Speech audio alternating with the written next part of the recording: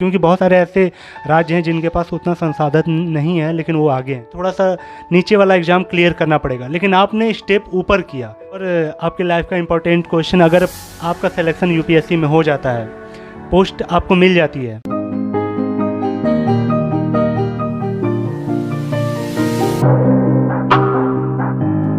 Hello student, welcome to your channel Studency. आपने बहुत बार सुना होगा कि लोग एक दो बार प्रयास करके छोड़ देते हैं एग्ज़ाम को। आज मेरे साथ हैं अश्विनी भाई, जो कि झारखंड से हैं। इनका 2 बार असम राइफल में फ़ाइनल सिलेक्शन नहीं हुआ था, 2 बार इनका क्लियर हुआ था, लेकिन फ़ाइनल शॉर्ट लिस्ट में नहीं आया।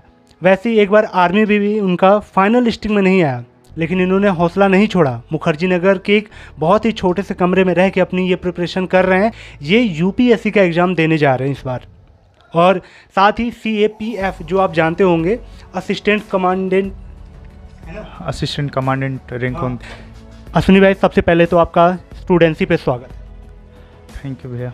एक सबसे बड़ा क्वेश्चन मैं ये पूछना चाहता हूँ कि झारखंड, वहाँ पे खनिज बहुत ज़्यादा निकलते हैं, साथ ही कोयला वगैरह का भंडार है, लेकिन माना जाता है कि वो अभी भी विकास की दृष्टि से काफ़ी पीछे है। थोड़ा अगर उस बारे में कुछ बताना चाहें कि इतना संसाधन होने के बाद क्यों इतना पीछे, क्योंकि बहुत सारे ऐसे राज्य हैं जिनके पास उतना संसाधन नहीं है लेकिन वो आगे हैं। कुछ इसके बारे में बेसिक जानकारी बताना चाहेंगे आप झारखंड के बारे में? जी, जैसे कि झारखंड में आप जानते ही हैं कि सबसे पहले तो कोयला उत्पादन बहुत ज़्यादा होता है, जो कि मतलब कि ब्लैक डायमंड के नाम से धनबाद ज़िला को जाना जाता है।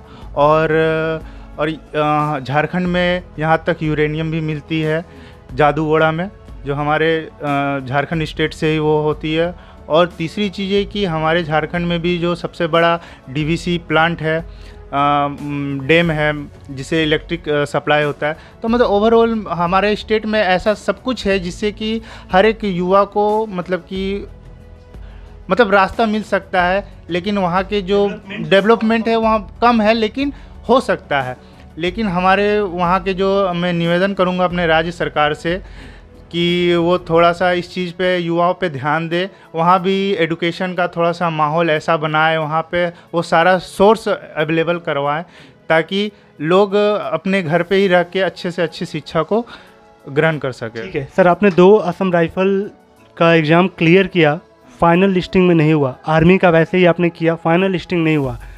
ये सब देखते हुए बहुत सारे बच्चे हैं दम तोड़ देते हैं, लेकिन आपने उससे बड़ा एम डिसाइड कर लिया यूपीएससी का। क्या लगता है आपको कि क्या यहाँ पे किस प्लानिंग के साथ आप आए हो? क्योंकि इतनी फेलियर जो हुए थे, हो सकता है आपके अंदर एक थोड़ा मनोबल हो सकता है या तो कम हुआ होगा या फिर बहुत बूस्ट हुआ होगा। बूस्ट हुआ ही होगा, तभी तो आपने यूपीएससी का रास्ता चुना है। तो अब स्ट्रेटजी क्या होने वाली है आपकी, क्या लगता है आपको? जैसा कि सबसे बड़ी बात यह है कि फैमिली का सपोर्ट है मेरे ऊपर।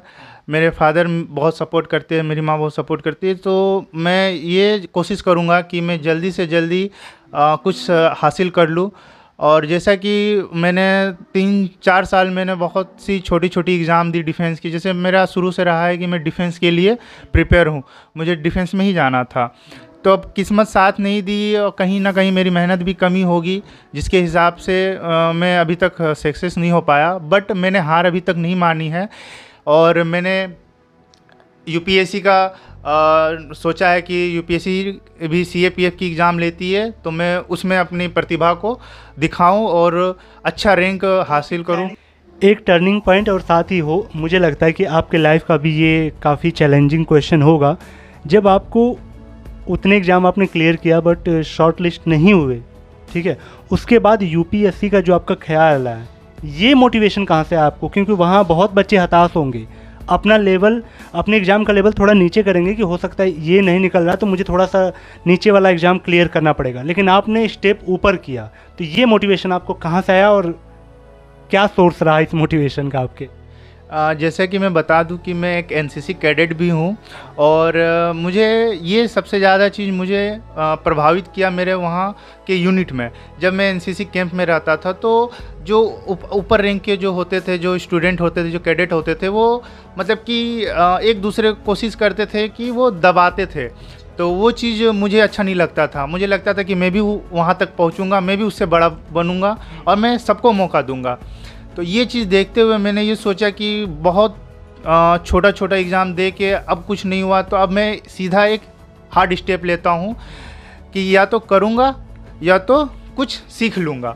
यही सोचकर मैंने यूपीएससी का मतलब निर्णय लिया कि मैं यूपीएससी की तैयारी करूँगा। चलिए फाइनल एक और आपके लाइफ का इम्पोर्टेंट क्वेश्चन, अगर आपका सिलेक्शन यूपीएससी में हो जाता है, पोस्ट आपको मिल जाती है, कुछ ऐसी चीज़ें जो कि आप वहाँ जाके उस सिस्टम में चेंज करना चाह रहे हो, एक ऐसी बात बताना चाहें। जैसे कि अगर यूपीएससी के असिस्टेंट कमांडेंट में बन जाता हूँ डिफेंस में, तो मैं कोशिश यही करूँगा कि जितने भी हमारे नीचे अफसर होंगे और या जितने भी सोल्जर होंगे उन सबको हमेशा प्रोत्साहन करूँगा और कभी उसे निराश नहीं करूँगा। उसे हमेशा मनोबल बढ़ा के रखूँगा कि हम भी आप ही की तरह हैं, और जितना भी मेल मिलाव करके रखा जा सके, उससे क्या होता है ना कि अगर हम किसी से अगर अच्छे से मेल मिलाव करके रखें तो हर वो काम करने में भी आसानी होती है। और हर चीज़, अब जैसे कि एक डिफेंस होता है, वो अपने घर से परिवार से बहुत दूर रहता है और दूर रहने के बाद वो बहुत ज़्यादा ही मेंटली प्रेशर में रहता है, तो वो सब ज़्यादा ज़रूरी होता है कि हम लोग मिल के रहें, अच्छे से काम करें, जिससे हर कोई खुश रह सके। Wish you all the best sir, hope Thank इस you. बार आपका हो।